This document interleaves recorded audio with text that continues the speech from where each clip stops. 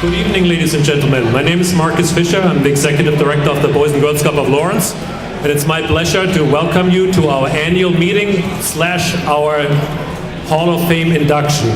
And I promise you we will keep the business part of the meeting to a really minimum, because we really want to have some fun here. I want to welcome all of you, but a special welcome to our inductees, Natasha and Steve. Where are you? Yeah. I'm actually quite surprised that Steve is not carrying his camera with him. I was expecting him to take pictures of his own event here. But welcome. And just want to say a quick thank you. I mean, we had a great year this past year, and a special thank you to our board of directors for the guidance and the leadership that they have been providing to us, opening their social networks to help us meet our mission. I would like to ask the members of the board of directors to stand up for just a second and be recognized.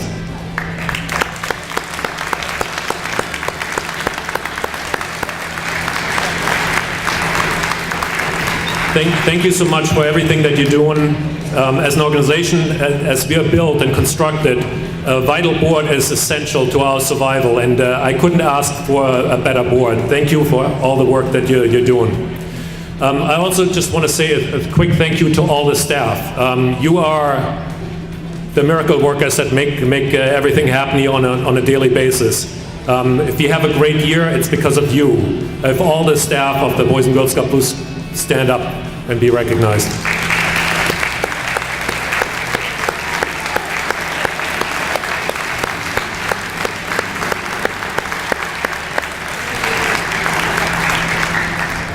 So as a nonprofit organization, we are required legally to have an annual meeting where we're conducting our official business. And for that purpose, it's my pleasure to introduce to you Michael Feynman, the president of our board of directors.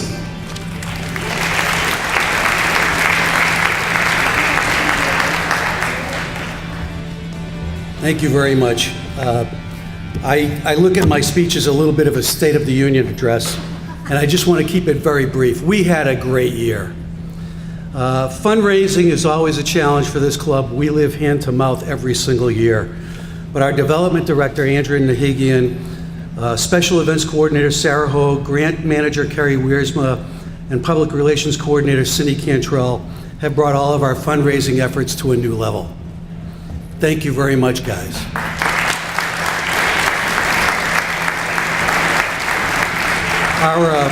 Our executive director, Marcus Fischer, our accountant, Rhonda Capelson, continue to develop the managerial side of the club in order to provide for growth and stability, all with a very personal, non-business-like passion for this club.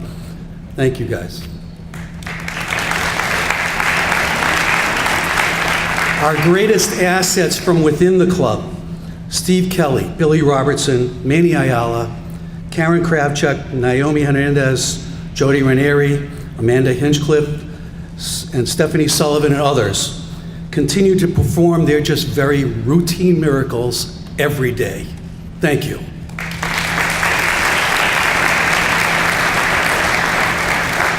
Our greatest assets from outside of the club, each and every one of you here tonight. And that comes to all of you people that come to our special events, our everyday volunteers. You provide to this club more than just dollars. At the risk of sounding like a PBS credit statement, we couldn't do this without donors like you. And so thank you very much for everybody here tonight and those who couldn't make it here tonight.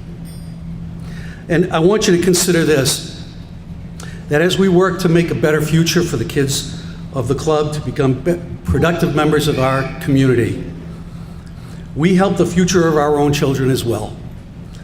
Whether or not they are members of the club or members of this community, we do this for everybody. It helps everybody. We want you to continue to be part of our community, part of our club. Thank you very much.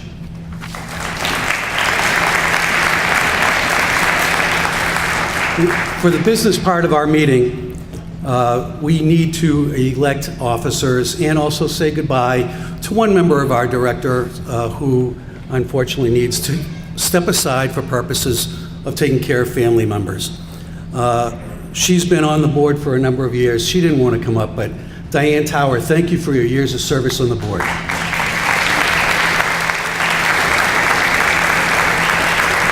Come on, Diane. Come on, Diane.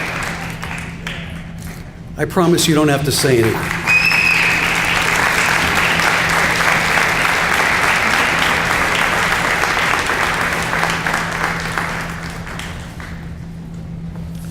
And then we will seek for a vote after I announce all the nominees. Up for election for a new 3-year term on the board are Michelena Jester and Arthur Richter. Appointment to the Emeritus Board, Dr. Richard Lindsay. We have 4 new board members coming on board, Anthony Almazar, David Gilkey, Ron Hill, Gustavo Resendez, and a returning board member, Jim D'Angelo. Officers that are being elected for a new 2-year term, Bill DeLuca Jr. as chairman. I will be on as president for another year. Kevin McGovern is our vice president and president-elect. Bill Shaheen is treasurer, Larry Yameen, assistant treasurer, Mark Teresi, secretary, and newly appointed members at large for the nominating committee, Mary Beth Finn and Chuck Wolf. I ask for a vote whether or not we can have all these people continue on or newly appointed. All those in favor? All opposed? Thank you. Thank you very much, and I'm going to give the podium back to Marcus.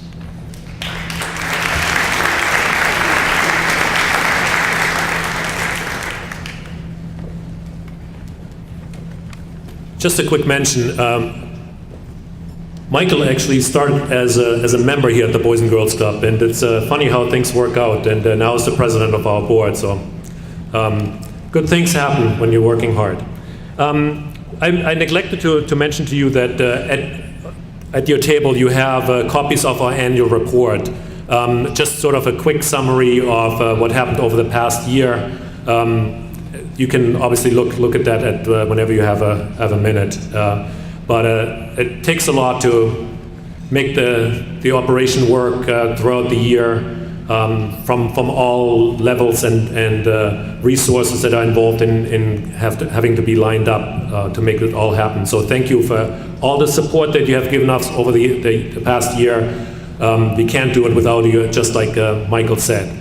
That kind of concludes the official part of our business meeting. And seamlessly, we're going to go over to the fun part of the evening. And it starts with John Kelly coming up here and doing the invocation before we serve dinner.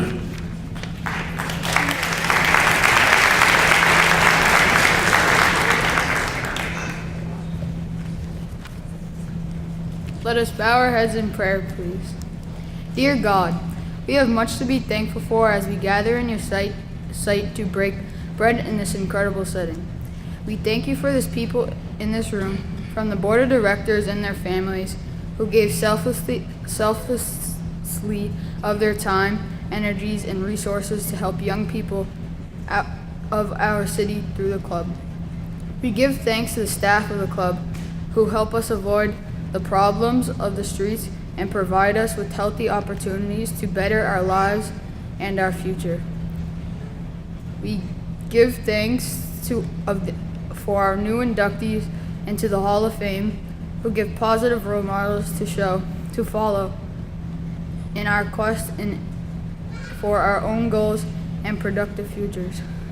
We ask your blessing of the food we are about to eat on the people we love, so that in the future we may help to make Lawrence a safer and better city for ourselves and our families. We ask this through Jesus Christ our Lord. Amen. We're coming now to the induction into our Hall of Fame, and as an executive director, part of my job is to give people tours of our club and explain about the work that we do here.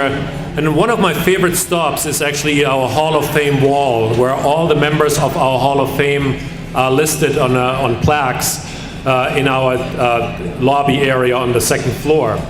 And we usually stop there with any visitor that I can show the club.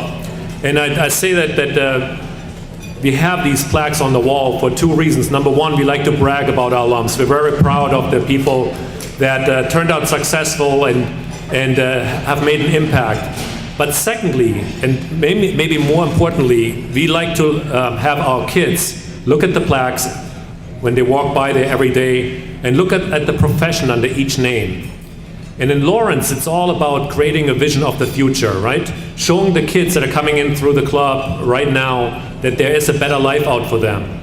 And the people on our Hall of Fame wall, these are all of examples of kids that grew up in the club who, through hard work and focus, have succeeded. And those are the role models for the kids that are coming up now and are going through our doors on a daily basis. And there's nothing more important to having these positive role models in the lives of our kids.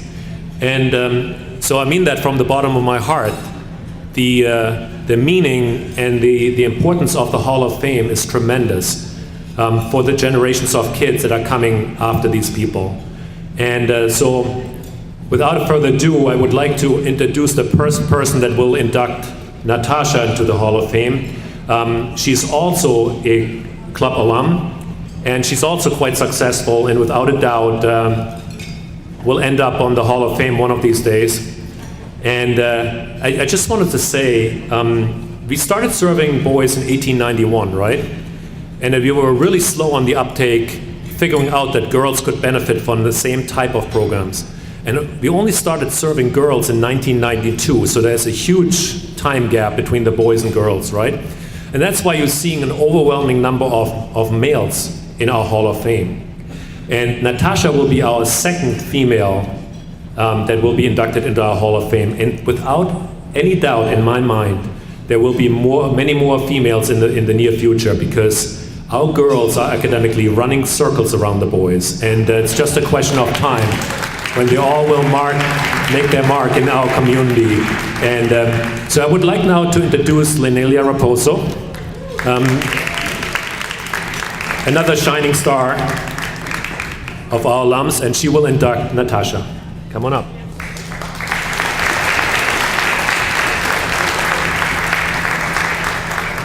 Hello.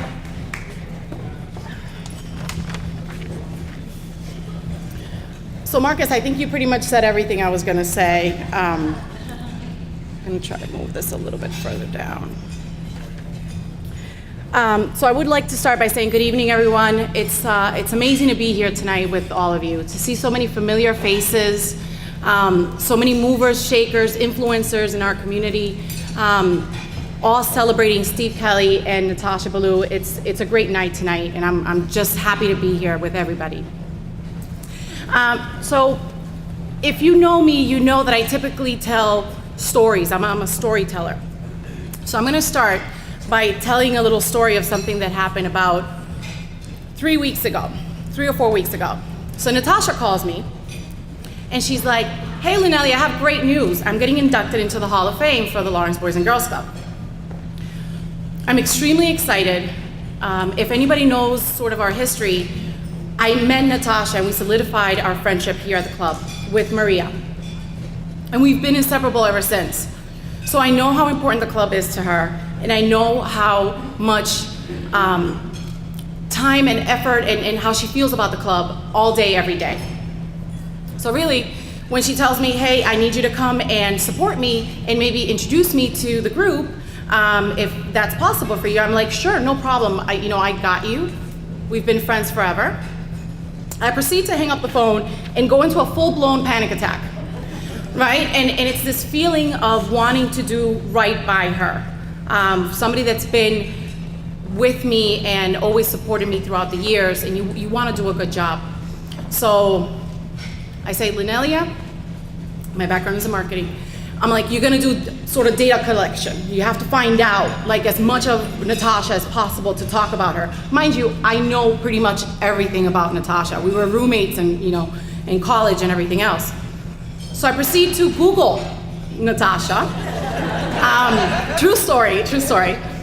And there, while Googling Natasha, if you have 10 minutes to Google Natasha, this is where you're going to find out. She has a Facebook account, she has a LinkedIn account, and she has an Instagram account. when you're really collecting data about her, within these accounts, you're gonna find out a couple of things. Education, her background. She went to Central Catholic High School. Anybody here from Central Catholic? After Central, she goes to UMass Amherst, and she does her concentration in economics. After UMass Amherst, because she wasn't gonna stop there, she went to Harvard, and she got her master's in Harvard. Incredibly impressive, all right? So check the box, right? Education. Then I said, what about her background? Like her experiences in the workforce. That's very important. So let's take a look there. When I'm looking into the experience of the workforce, she's worked with Bank of America as an AVP in Boston, and then now JP Morgan. Very successful. I mean, at this point, I'm like, okay, Fortune 500, Harvard, check, check. The third part that I really wanted to get to know, she's laughing. It's really kind of like, what are her interests? And she likes music, she likes the arts, and she takes a mean selfie. Oh, incredible. I was like, I need to really get the technique down on how she does this so flawlessly. So I shut down the computer, I feel a little bit better about myself, and I said, what are the 3 things that you will not find on Google about my friend Natasha, right? What are the 3 things that you can't Google and find in 10 minutes about this person? Number 1, she's the hardest working woman I know. Natasha has been working since she was about 13 years old. Blossom, I don't know how. I think that's illegal, but we'll talk about it later. She worked at her mom's store. She worked at McDonald's in Lawrence, John Anton's Cleaners in Andover, Fleet Bank, and so on and so forth. Now, I've known her since she was 13 years old. She has always worked. She doesn't shy away from hard work. She knows that hard work pays off, and she does whatever it takes in order to put her best foot forward and work hard to attain whatever goal she's trying to go after. So that's 1. You're not gonna find that in Google. 2, she cares. She's a loving wife, loving daughter, loving sister, loving friend, loving colleague. She cares for the community that she serves. She cares for the company that she works at. And she is always thinking about how to pay it forward. So caring to that degree as a businesswoman is something that I admire a lot about Natasha as well. We have to sort of balance it all. And then finally, she's a great role model. And not only is she a great role model to the kids that are going to come up through the club, but to her peers. If you start seeing some of the tables here in the front, we've all been together for a very long time since our Central Catholic years. And we look up to her. She is a person that is an anchor within our group as well as the community. And because I'm a storyteller, I will tell you this. Tasha and I go to Boston all the time to have like dinner. And there's been multiple times where we're having dinner and somebody just comes up to us. And they come up to Natasha specifically and they say, Natasha, thank you so much for that time that you opened that door. Thank you so much for that time that you helped me with that interview. Thank you so much for that mentorship, or that, when I had a question about how to handle a situation and you were there for me. And these are random folks coming up in corporate America from all different backgrounds that one may interrupt dinner, but it doesn't matter. They really come to us in a way of saying, Natasha, I'm so glad that you were in our lives because you made a difference, and because of you, I am here at JP Morgan, or because of you, I am doing something else within the community or within corporate America. So really, that is an experience that I will tell you from the heart that I've lived with her, and that's why she's such a role model within our group of individuals up here in front. So, you know what? The one thing that I don't have on this, watch out, because Natasha will continue climbing. Natasha has been one that never settles, continues to go forward. She continues to strive to do better, to work harder, to help the community, to help her peers. So this is not the last time that you will hear her name. She will continue to climb, she will continue to do great things for the community, and I'm so proud to call her my friend. So come on down, Natasha.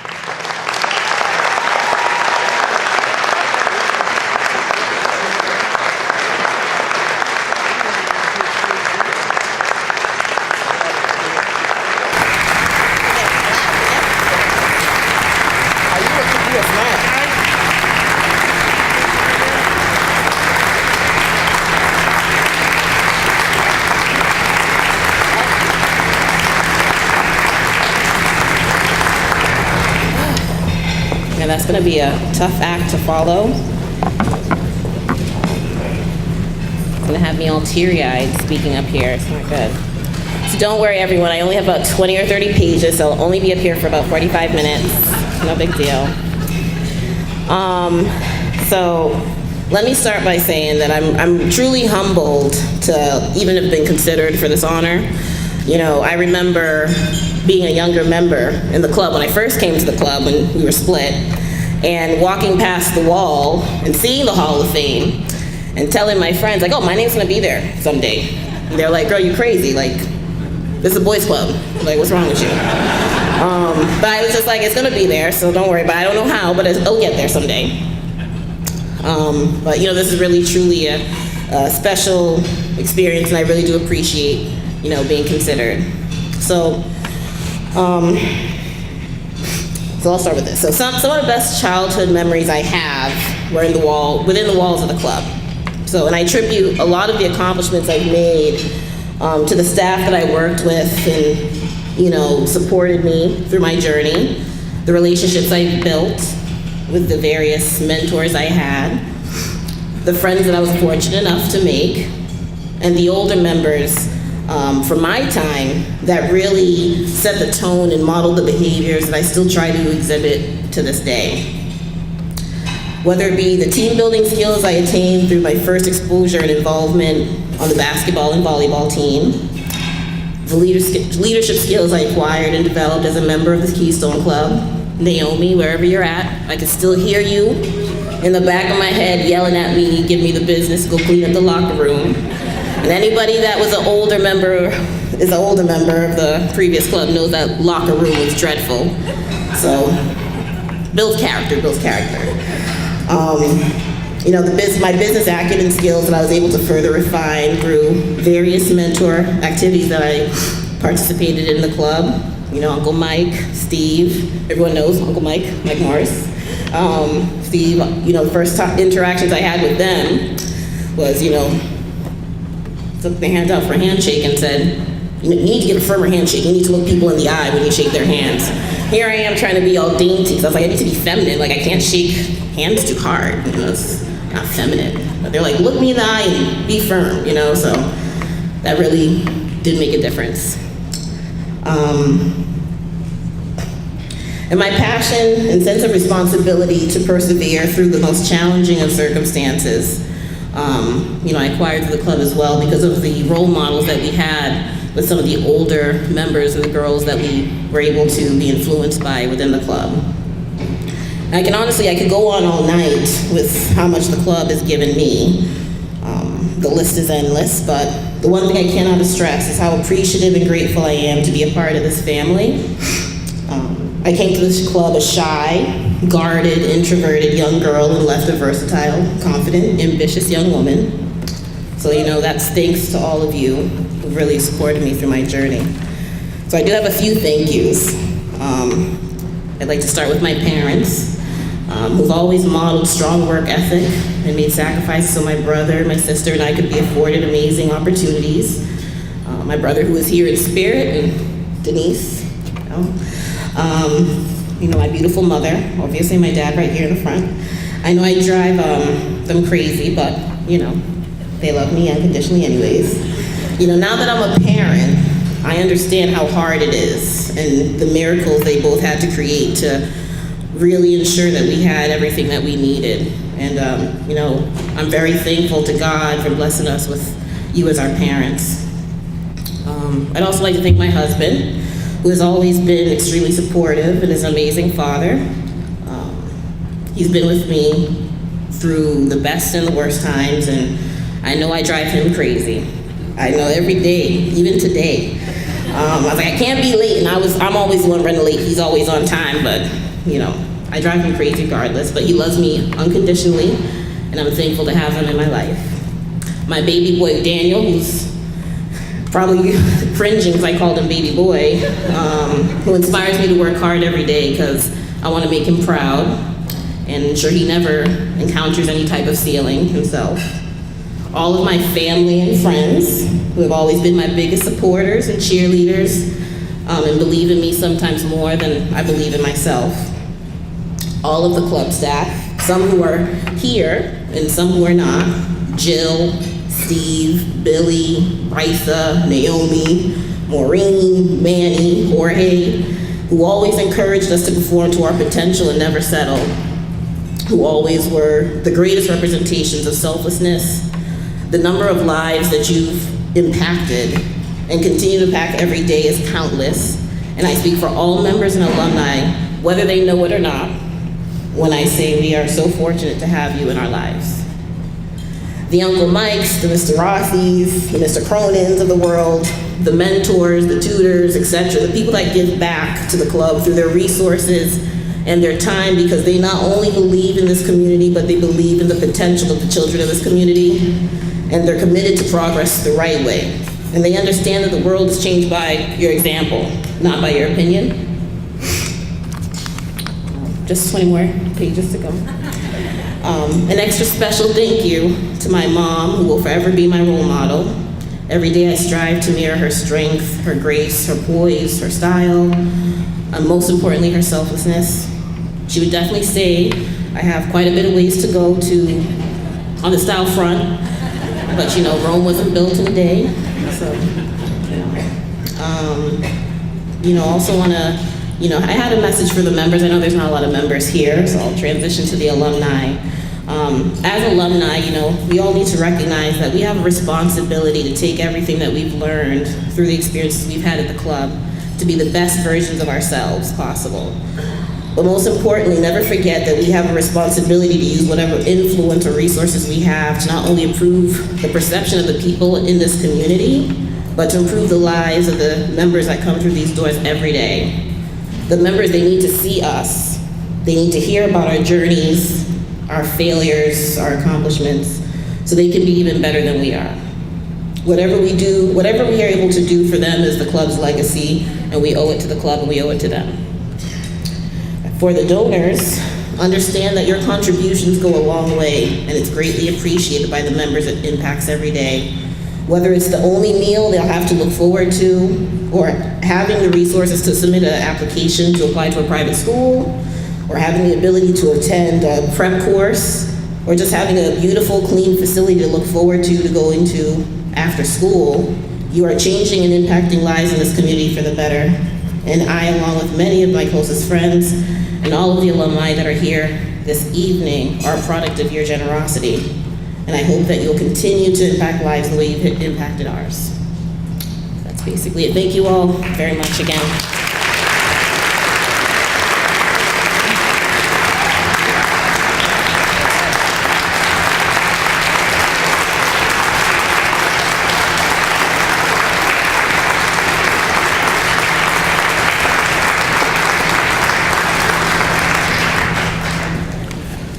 Natasha, congratulations again to the induction into our Hall of Fame. You are a shining role model for our kids, and it's awesome to have you be part of our family and continue to have you be part of our family. Really appreciate that. So, before we move on, I want to just say we have quite a number of Hall of Fame members here actually present.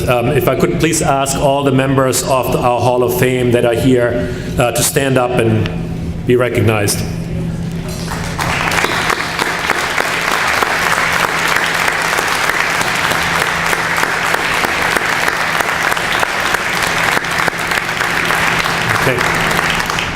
All right, before we come to the second inductee, we want to show you a little video that we put together. And Adrian, our Director of Technology, will make it play, hopefully. Hi, my name is Karen. Hi, my name is Natasha. My name is Arthur Richter. So I'm Doug Gaffney. So I started coming to the club in like 2007. I was about 12. I started coming to the club when I was in 7th grade, so I was probably like 11, maybe 12.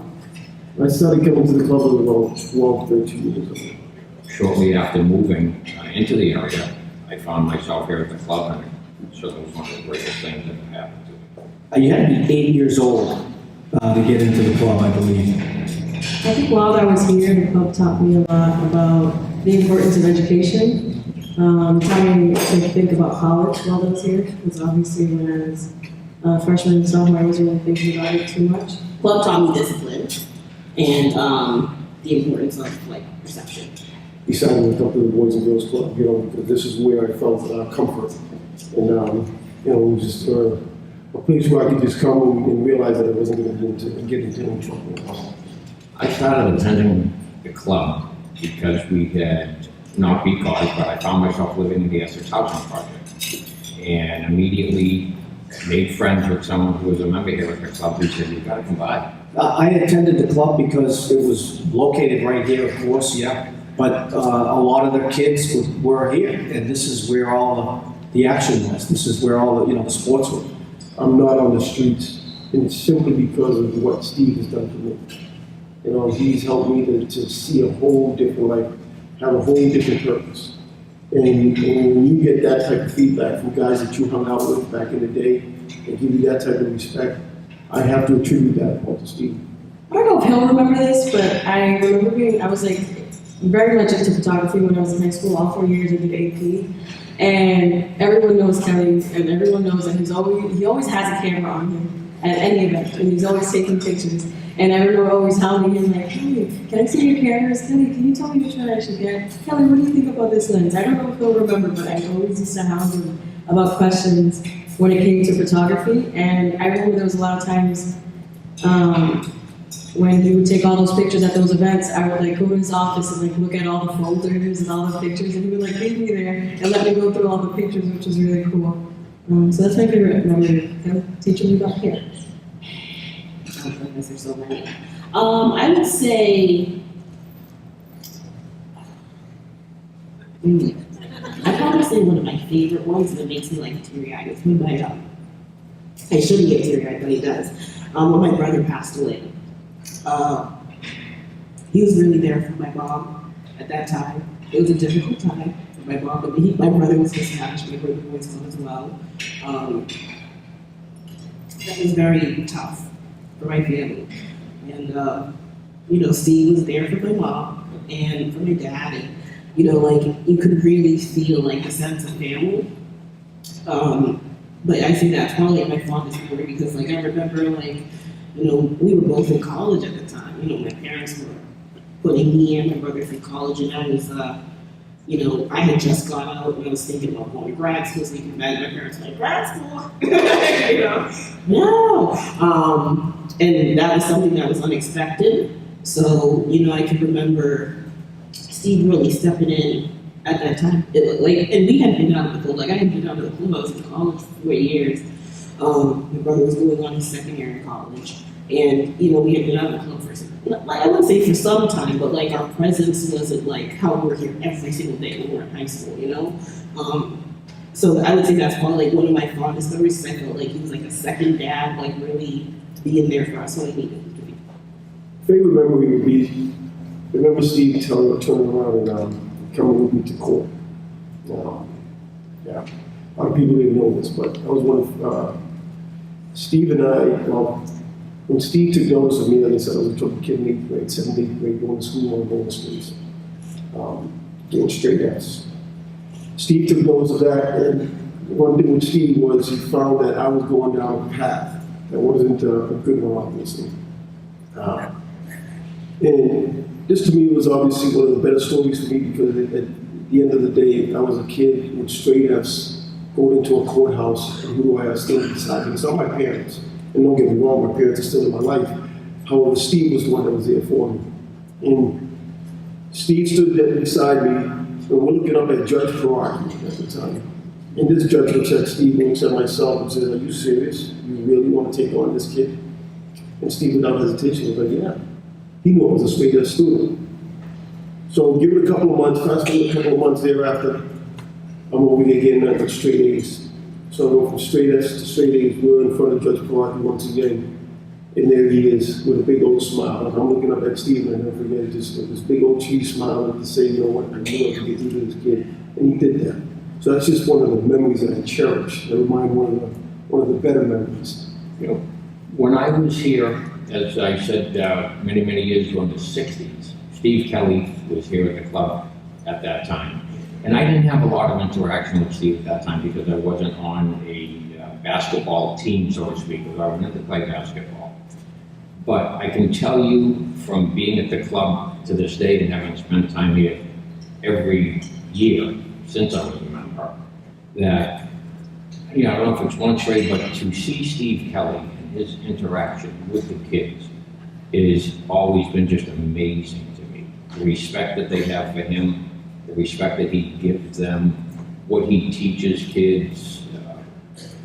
It's no secret that he's opened his home to some of these kids at times, and he is just one of the most amazing individuals that I have ever met in my life. Of course, there's the time, the famous story in my mind, and I reminded Steve Kelly of it the other day, was when Steve wanted to go to York, Pennsylvania, and he got a group of kids together to go. And by the time we were ready to go, everyone else bailed out. So it was just Steve and me going to York, Pennsylvania. So off we drove to York, and this was for the World AAU Weightlifting Championship and Bodybuilding Championship. And guys like Arnold Schwarzenegger were there. It was really quite an event. But also on the way back, of course, I was doing navigating. I had the map, and turns out we were going in the wrong direction. I was sending us back west instead of east, and Kelly wasn't too happy with me on that. I would say thank you for really helping me. From the smallest things, like teaching me the importance of having a strong handshake, to like really being that funny person when we needed to have a laugh. For me, Steve Kelly was always a blessing. And I just want to say thank you, Steve, from the bottom of my heart. And I always said that if I ever got the chance to go back there and say that to him, I would. And I did get that opportunity. But sitting here in front of a camera and say to you, Steve, straight up, it's like, you know what, you've been a blessing, a father that even though I did have my parents, you were still that secondary father, but that you hold a high standard in my life. I love you. I thank you for everything you've done for me, and for all these kids that you're doing it for now. If I could say anything to Steve Kelly, I would say, first of all, you should have started me on the boys club team. Secondly, although I don't know if you had a vote, I should have been Boy of the Year at least 1 year. Thank you. Those are pretty simple words that we have all the time, but to expand upon it, Steve, I don't think there's any way to measure the impact that you've had on so many lives. Hundreds and hundreds, actually thousands of children, and I'm sure you had an impact without ever knowing you did, and certainly this kid you knew you had an impact on, but just your actions being witnessed by these kids and being experienced by them has changed their lives, has changed generations after them, and has certainly made Lawrence a better community.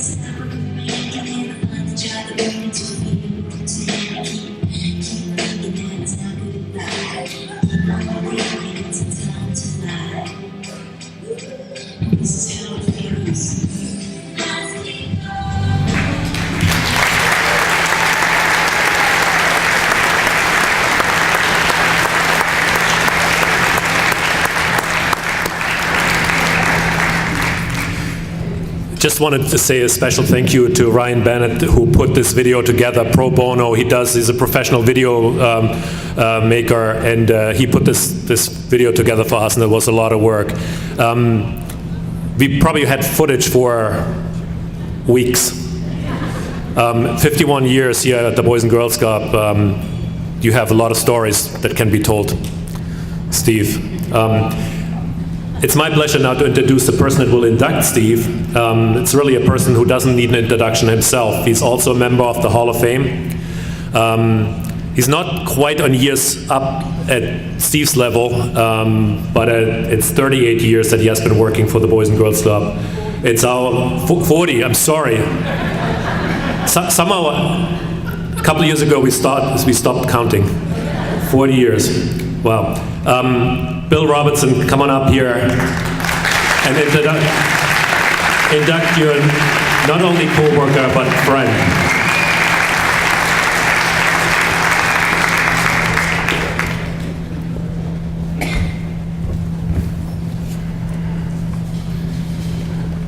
Do I really need to say anything after that video? Oh my God, it's unbelievable.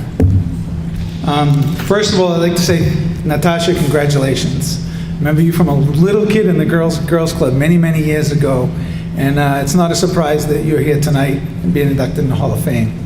And I want to personally thank you for coming back and being an incredible role model to the kids now, coming back for the career fair, part of the video, and numerous other things. Thank you and congratulations.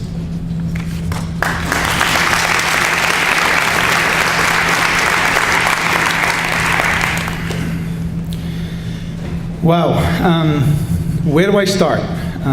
How did I get this opportunity to induct a Boys and Girls Club legend into the Hall of Fame?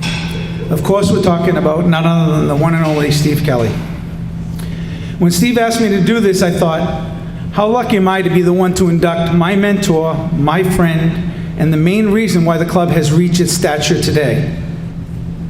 After thinking about this more, I said to myself, who knows Steve better than I do? I've known him pretty closely for over 45 years. So let me share some of the ways I have come to know Steve as a friend, a mentor, and a club guru. How I met Steve. I know some of you have heard this before, so briefly let me tell you about the day I first met Steve. It was August, about 90 degrees.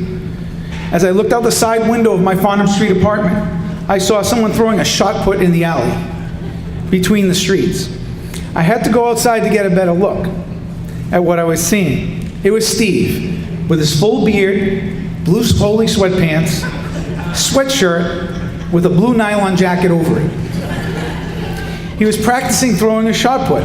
Why? I'll never know. I was about 10 or 11 years old and decided to be the retriever and would get the shot put and bring it back to him. I'm not sure it was crazy, him or me. After about a half an hour, he invited me to the Boys and Girls Club this next week to participate in basketball and other activities that the club had to offer. Steve got me involved at the club, especially with basketball. As we all know, basketball is everything to Steve. You also know what an experience it is to play for him. Words cannot describe it. Well, I have the record at the club. I played on Steve's team for 6 straight years. Steve coached every team at every level back then. Think about that, 6 years. I learned every drill, every one of his wild sayings like, walk it off, or are you kidding me? You guys know what I mean. But it was some of the best years of my life. Steve became a mentor to me when my dad passed away. My dad died as a young teen. Steve was my mentor and helped me go from a shy kid who I am today. So staff, you can blame him for that. I've worked with Steve at the club for over 40 years now and have become best friends during that time. Not too many people can say they've worked together with the same person for this length of time. We took crazy vacations together in our single days. We rafted the Grand Canyon, hiked and camped everywhere in this country from Maine to Hawaii, and then there was Alaska. On one of our trips to Alaska, we took a scenic flight over Mount McKinley, where we saw a small hut perched about 2/3 of the way up the mountain. We spoke with the owner and they allowed us to stay there for one night. Well, the one night turned into 9 because it proceeded to snow a foot every single day. They couldn't land on the glacier to get us because of poor visibility. Each day we would tie boards to my feet to pack the path down between the hut and the glacier, throwing snowballs in front of my feet as not to step into the crevasse. He must have been the smart one to send me first. Our families went to Logan, and we didn't get off the plane. They were panicked and had the Alaska State Troopers looking for us, and after 9 days being hungry, smelly, and tired of each other, we got home safely. Not long after this is when he met Sonia. It wasn't long after that the blue jacket disappeared. He started wearing jeans and even trimmed his beard. She never got him out of the habit of wearing sweatshirts, though. I know a lot about Steve, and hundreds of people have asked me why Steve wears sweatshirts, even when it's 90 degrees in August. But to this day, I still don't really understand it. It's one mystery, and certainly one that makes him unique. Our friendship has continued throughout the years. I was best man at his wedding, he at mine. Our firstborn even share the same birthday. Arguments.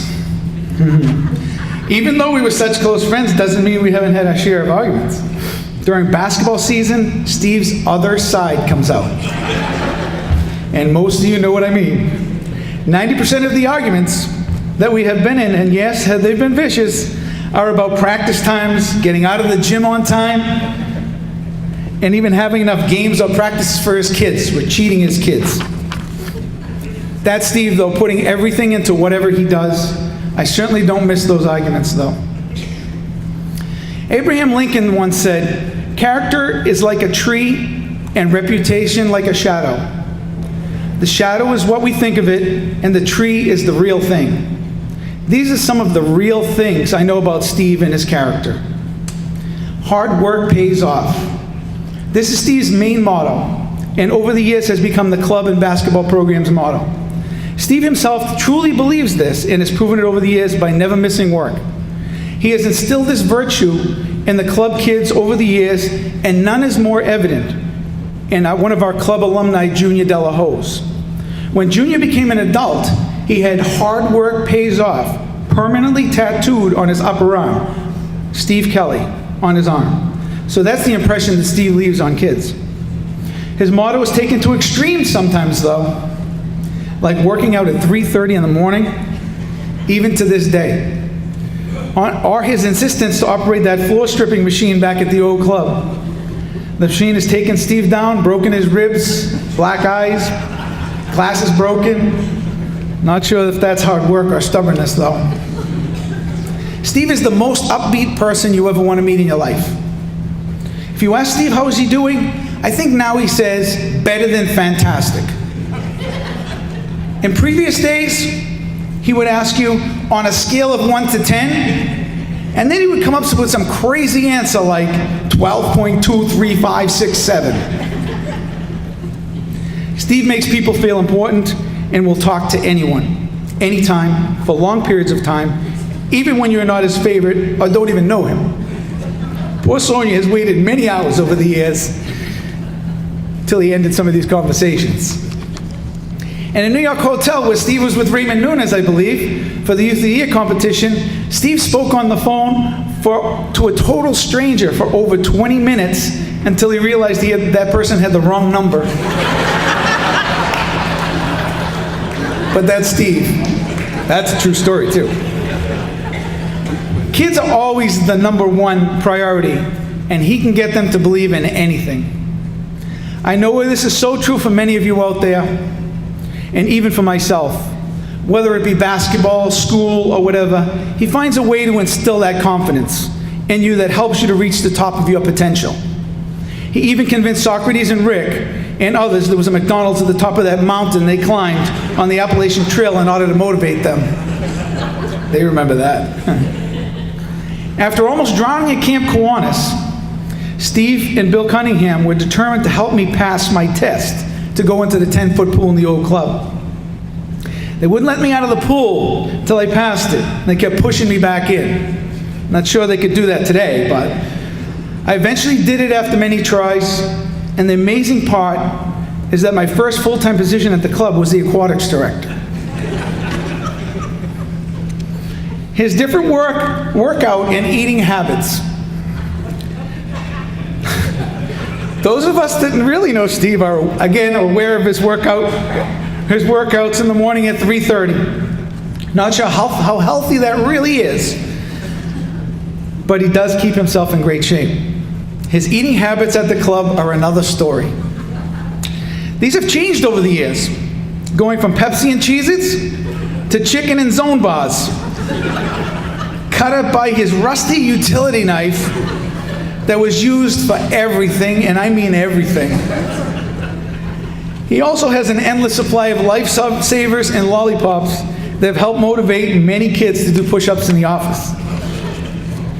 Steve says yes to everything. Steve will do anything for anyone, from writing recommendations to attending graduations or special occasions, to make time to discuss their individual problems or just to listen. In Steve's eyes, every kid is a great kid and deserves his time and attention. A lot of us have witnessed these long conversations that he's had in his office with kids over the years. Generous, Steve has taken kids into his home to live and had many over on both Christmas and Thanksgiving, some who are in the room tonight. Steve would give his last penny and has. Back in the days, he has given money and bought items for others who were needy and even less needy than himself. And he had lots of debt before Sonia had met him, and she helped him to get this under control. I could go on and on about Steve, but let me read to you what a few others have to say about him. Socrates de la Cruz. Throughout the inner cities across America, there is one coach, mentor, father figure that leaves his fingerprint of encouragement, hope, and love on a child in need. Steve Kelly has not left his print on one, but on thousands of kids in need. I wear his print of encouragement, hope, and love daily, always giving thanks to God for bringing Steve Kelly into my life. Raquel Nova. Steve to me is a combination of a father figure, mentor, and friend. He has helped me and thousands of others kickstart our academic careers. Steve breaks down any situation into manageable chunks so that you feel empowered to reach your goals. When I think about real commitment, true passion, and unwavering support, I think of Steve Kelly. Rick Nault. I think it is safe to say that there is not anyone in the city of Lawrence that has impacted the lives of young people more than Steve Kelly. Steve Kelly has been an incredible mentor to me since I was 10 years old and is the first person I go to for guidance and advice 35 years later. I have been extremely fortunate to have great people in my life, but nobody motivated me and believed in me more than this great man. The city of Lawrence is blessed to have a true living saint in its midst.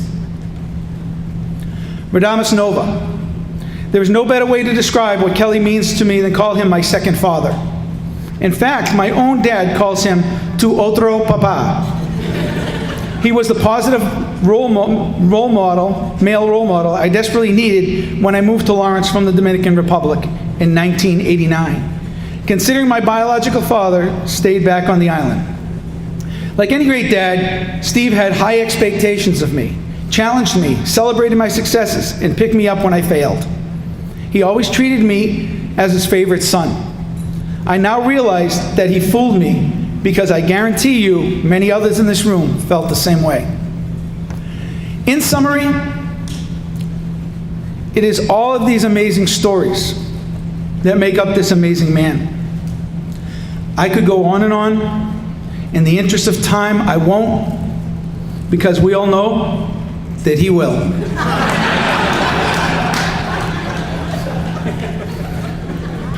Steve, on a personal side, I thank you from the bottom of my heart for your mentorship, your incredible friendship, and always, I mean always, being there for me when I need anything, whether it be in an ear, a phone call, advice, or help with anything. I am here at the club for the last 40 years because of you and your amazing vision to help each and every kid that comes through those doors become the best that they can be. The thousands and thousands of kids you have touched over the course of 51 years are now doctors, lawyers, police, firefighters, and numerous other professions, all contributing to help Lawrence and its surrounding communities become a better place.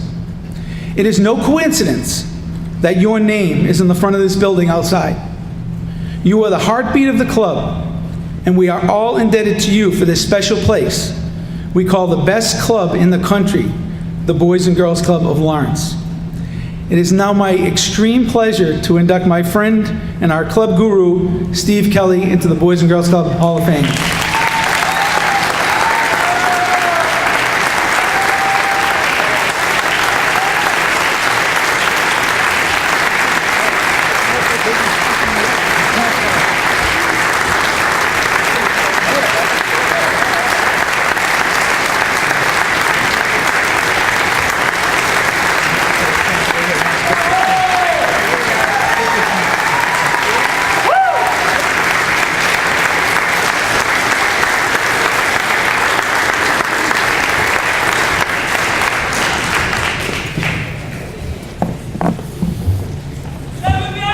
Lock that door. I don't want anybody leaving.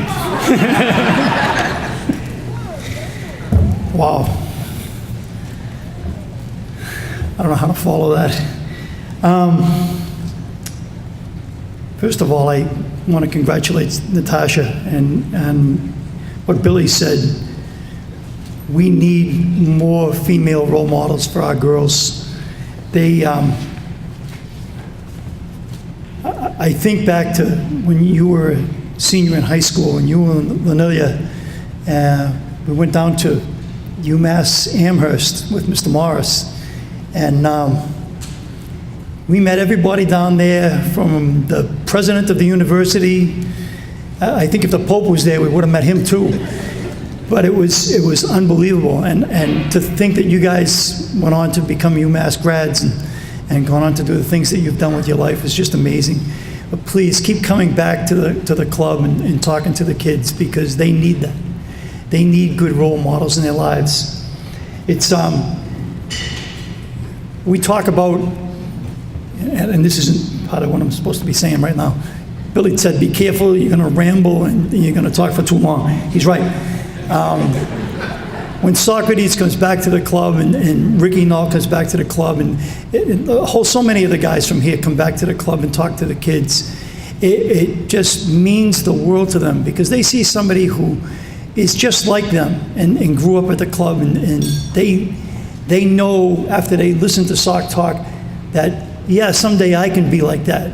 He makes it real. He makes it something that is attainable because they look like you. And I think, Natasha, you have what you've achieved in your life so far, and you're only starting out. I hate to tell you, you're just warming up, girl. You're going to do some great things and be a real influence on the kids that are coming up behind you. I also want to congratulate the Hall of Famers who are here tonight, and many of you were guys that I grew up idolizing, and it's really it's a humbling event to be here in your presence. When Marcus Fisher came into my office a few months ago, I thought I was in trouble again. He asked me what I was doing on November 14th, and I said, Marcus, I'll be lucky to get through this week. I said, let's not worry that far ahead. He informed me that I was going to be in the Hall of Fame class of 2017. Time almost felt like it stopped on me, and the whole experience just seemed surreal. There were just so many people that I need to thank, and no one goes it alone in this world. And I know I'm going to forget many of the people that I should be saying thank you to, but you know that you'll always be in my heart, even if I don't single you out. And there's none more important than my mother and father, and I hope they're looking down from heaven tonight. I have to thank them for being such great role models for both me and for my sisters. My mom struggled with bringing up 3 kids during World War II when my father was away in the Navy. And I can't even imagine how tough that must have been. She needed to be a rock for our family. My father was my hero, my real role model. He had an amazing work ethic.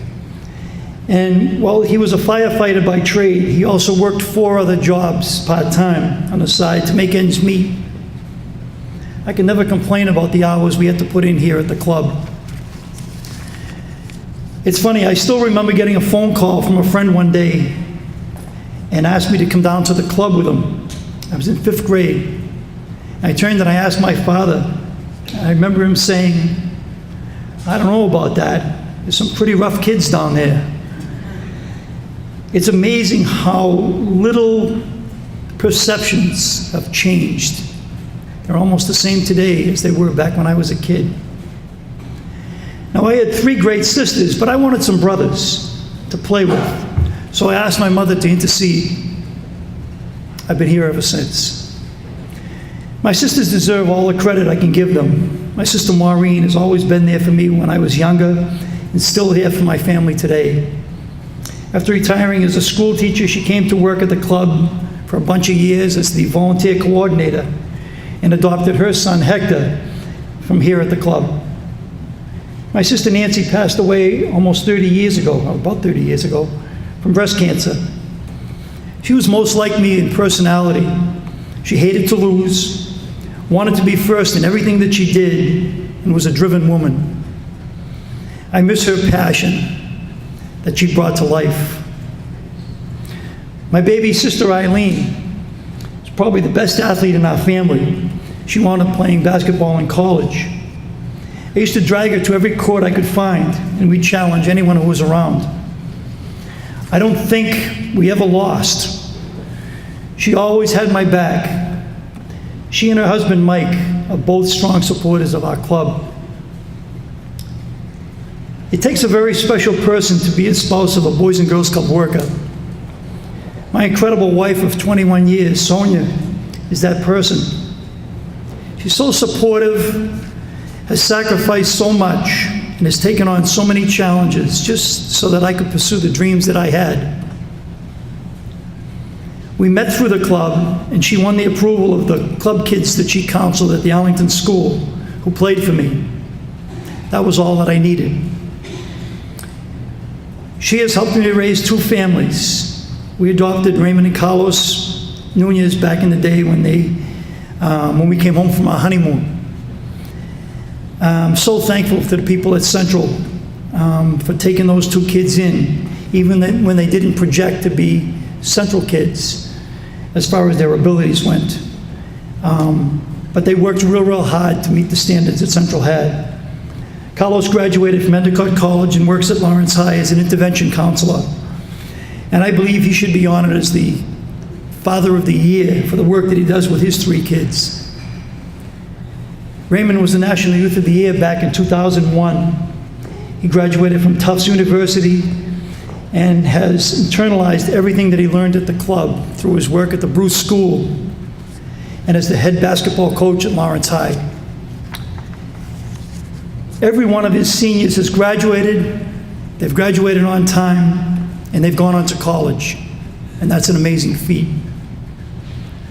We now have our biological sons, John and Andrew, who come to the club every day. Andrew will be graduating from the 8th grade and is prepping for high school right now. He's become a pretty good swimmer and a good soccer player, and he's going to be a gift at whatever high school he chooses, or whatever school chooses him. John's a 6th grader. He's the guy you heard tonight when he came up to do the invocation. And he's going to be playing basketball for Coach Hamill. Good luck, Coach. This year. He was also chosen as the school's athletic senator for St. Pat's. Lawrence Catholic Academy, sorry. They haven't had it easy being a coach's son, but they've handled it with class. Mom and I are both so proud of you guys. We love you so much.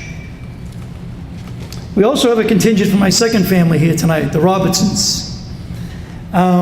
Billy, the elderly maintenance guy. Another whole story. Has been the brother that I always wanted, but never had until I met him. He's the most loyal, most organized, most dedicated youth worker and friend I've ever known. He was also the best shot put catcher that anyone could have. He's right. We've traveled all over North America, from Alaska to Hawaii, from the Grand Canyon to the Canadian Rockies. Sometimes we didn't do so well when we get stuck in different places, but that's the way it works.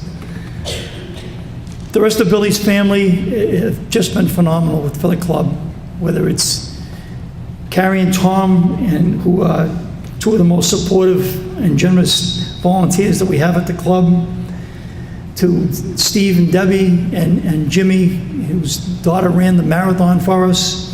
They're an amazing family. And it's been a privilege to be part of that for so many years. There's one more member of our family. And he's the other brother that I wanted. And I have to thank him here tonight. He's a man who's been part of the club for nearly 40 years. He's taught us all the meaning of selflessness, of determination and love through his work as the basketball coach at Merrimack College and the founder of the ABA camp. By our standards, Bert Hamill is the winningest coach in America. He has literally saved thousands of lives, kids who never believed that they had a future until Bert brought them onto the Merrimack College campus. Bert convinced kids that college is not just for the rich suburban white kids. If there was ever a need to change the bylaws of the Boys and Girls Club Hall of Fame and form a contributors section, Bert Hamill would be Exhibit A. For the past 51 years, I've had the privilege of working with some of the greatest kids in this country. I consider myself one of the luckiest people in the world. I absolutely love going to work every day. It's a new challenge. It's a new mountain to climb. It's a new adventure. It's a new opportunity to reach out to some very special kids and help them improve their lives. For years, we've watched kids come through our doors with the potential to be anything that they wanted to be. They just didn't know it. These kids are just as smart, just as talented, just as conscientious, just as enthusiastic, and just as intelligent as kids anywhere else in this country. They were hungry. No, not for food, but to be part of the American dream. They were hungry for success. Not one of those kids who came to the club ever came wanting to be a failure. They all wanted to make something of their lives, but they weren't sure what they wanted to do, and they didn't know how to use goals to reach those dreams. Our kids don't always have somebody at home who can help them with these kinds of decisions, and that's where the club comes along to work its magic. When I was starting off at the club, I wanted to instill in the kids that same work ethic my father gave me, and that same feeling of family that helped me through the tough times. Sports seemed to be a perfect tool to teach kids the mantra that we adopted here at the club: hard work pays off. So we started preaching hard work in school, hard work in whatever sport the kids play, hard work in their lives. There are just so many pitfalls that kids can bring kids down today. Drugs, gangs, guns, violence, teen pregnancies, and all the other issues that kids face today. I find myself preaching to them at times. Back when I was a kid in South Lawrence, we had a priest named Father Dinan from St. Patrick's Parish. I used to love him and hate him at the same time. He said the slowest mass I ever attended. He gave the greatest sermons, stories that I still remember, and stories that I still tell the kids at the club. And I even tell my own sons. I remember one Sunday, Father Dinan was talking about making excuses, trying to justify our lack of effort in our lives. And I remember him telling us what it was going to be like when our lives were over and our day of reckoning was coming. You're going to have to go up before God, he said. And when you enter his office, he's going to say, "Pull up a seat, son." And he's going to reach behind him. He's going to have a large bookcase. and he has, and he's going to take a book out of it. The book's going to have your name on the back of it. It's going to say, mine's going to say Kelly. He's going to open that book. He's going to set it on his desk and say, all right, Kelly, I put you down on the earth for 125 years. I'm the slow white guy. It takes me a little longer to get things done. And here were the things that I wanted you to accomplish during your lifetime. And he's going to point to a chart on the wall. He's going to say, this is the amount of talent that I gave you to accomplish those things that we wrote here in the book. What am I going to say when I see the chart and find out the talents that I had that were given to me and how much of it I used? What am I going to say when he says, why did you use only 50% of the talent that I gave you? What am I going to say? But you put me to work in Lawrence, and the kids in Lawrence are tough kids. And the school system in Lawrence isn't that great. And most of our kids are poor, and they come from single-parent homes, and they have all kinds of problems. What am I going to say? I didn't know I had to get up early every day to make a difference. I thought it was all right to take days off. Or I was watching television. Or I was playing video games. And Father Dinan told us, you see, he doesn't want to hear any excuses from you. He just listened to a whole morning full of excuses. And then he sent a whole truckload of people down. And he doesn't want you to hear your excuses either. You see, when it comes, my time comes, and I'm called, I want to be able to say, Lord, we might not have a perfect city yet. And there may still be gangs and drugs, violence and trouble. But every day of my life, I tried to run a fast race. I tried to fight an aggressive battle. I tried to give the best shot and empty out every ounce of energy I had inside my body. I tried to give you all that I had. And I hope that God's going to say, Kelly, enter and be part of us. Truly, you did run a fast race, fight an aggressive battle, and give it your best shot. And isn't that what we all want to have? A favorable verdict about our lives? The thing is, if we're going to have that favorable verdict, we've got to learn that we've got to be our own person and not worry about what everybody else is saying or doing. I've spoken to numerous groups of people and individuals about the amazing kids at the Boys and Girls Club of Lawrence. We have the best kids in the world, and I don't say that with any hint of contradiction. We live in a city that has that's still one of the poorest in Massachusetts. Yet the accomplishments of our kids are absolutely astounding. Lawrence has had 2 National Youths of the Year, the #1 kid in the whole country. We've had 4 finalists for the National Youth of the Year. We've had 10 State Youths of the Year from Massachusetts. In 2012, we have the National ACE Award winner from the National Exchange Club. And in 2014, the National Digital Arts winner was given by the Sony Corporation in California, was given to a kid from Lawrence. There's not a club in this country that can match the kids from Lawrence, and that's because we have the greatest kids in America.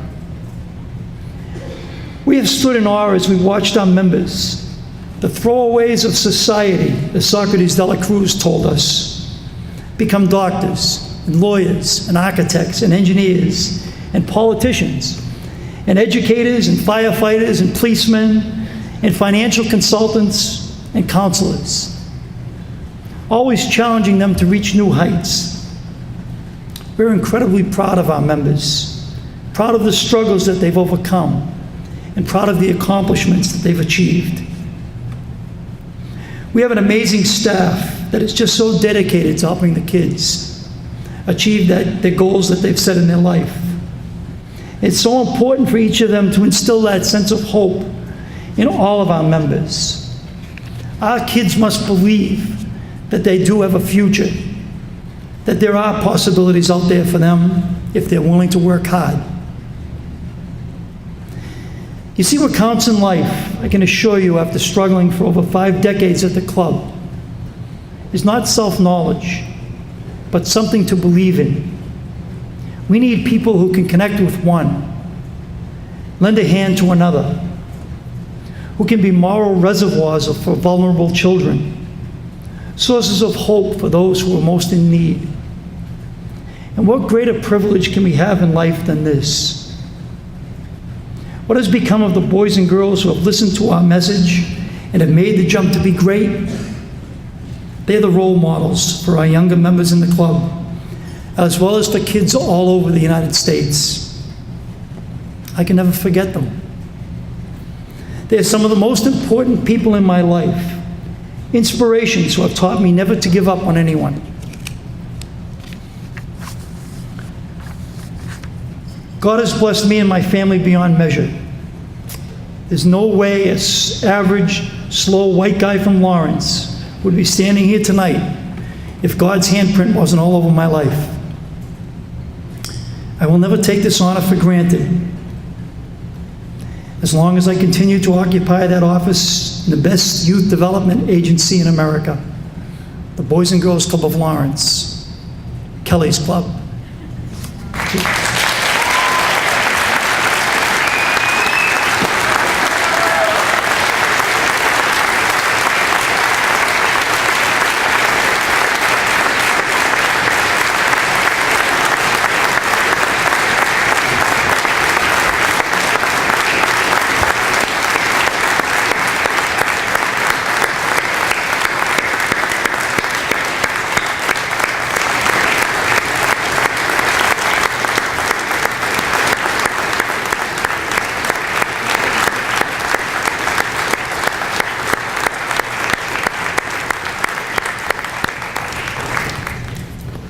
Steve, congratulations.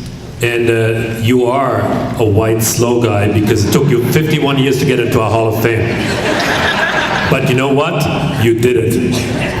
And no, it's a long time overdue. And I don't know how it happened that everybody else got inducted before you, man. You should have been in there in that Hall of Fame a long time ago.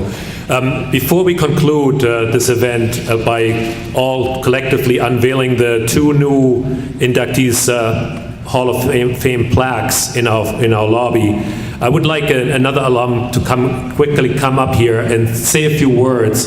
An alum who we also are very proud of, who's also a member of our Hall of Fame, our newly re-elected Mayor, Dan Rivera.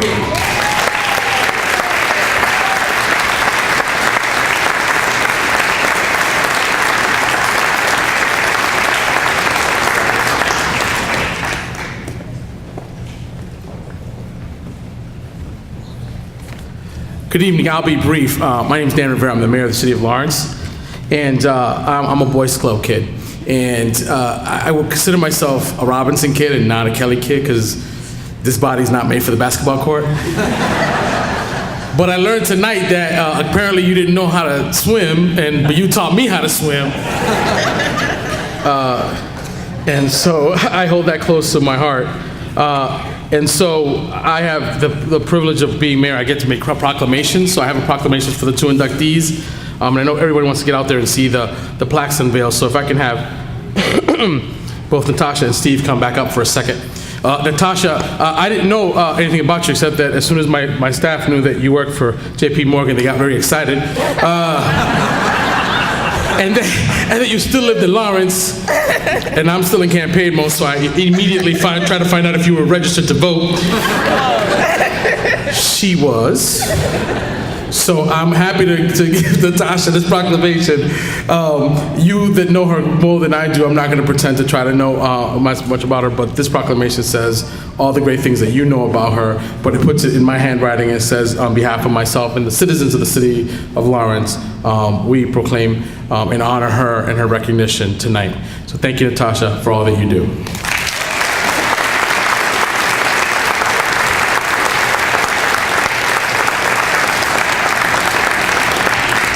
And these are one of the moments that you wish that another alum was up here, like soccer would be better at giving this to Steve. Because again, you know, being an awkward kid from the projects, you don't look like the kids in your classroom, and especially if you're chubby, and you're not as smart as everybody. So when you come to the club and adults look at you and they are happy that you were there, and you're like, I can't believe that you're happy that I'm there. Sometimes when you go to a room of adults, they're not so happy that you're there, and especially if you grew up in the projects and you grew up poor. And so that Kelly does that every day, and he has this infectious smile. And I met his kids tonight, and they have the same smile. It's like they make you happy. And I was kind of confused. I didn't know what role I was going to play tonight, and I thought that's a thing that every kid that comes to the club gets to have, and that's a smile from Steve. So thank you. And this also says all the great things that you do every day, but from the citizens of the city of Lawrence.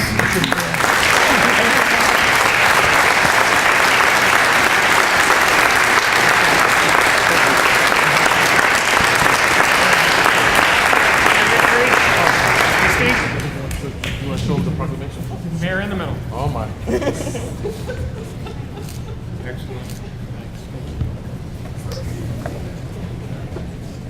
All right, Manny, I'm going to need your help. So everybody turn around. Manny will wave to you. Manny will lead everybody to the lobby on the second floor where we're going to unveil the two plaques. But are we going to call them by age groups like we usually do with our kids? No, not tonight. Okay, so just follow Manny out, please, to the lobby.